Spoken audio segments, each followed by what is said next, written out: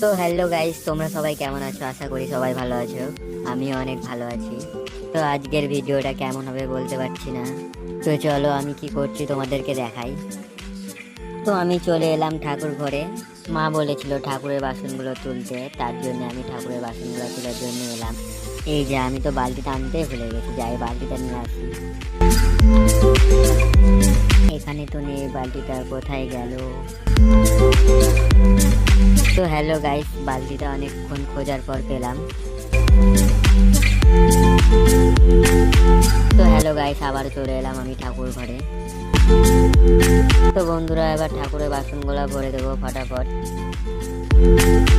আজকে মা গেছে দিদার বাড়ি, তার জন্য মা আমাকে বলে গেছে যে বাসনগুলো তুই তুলে রাখবি।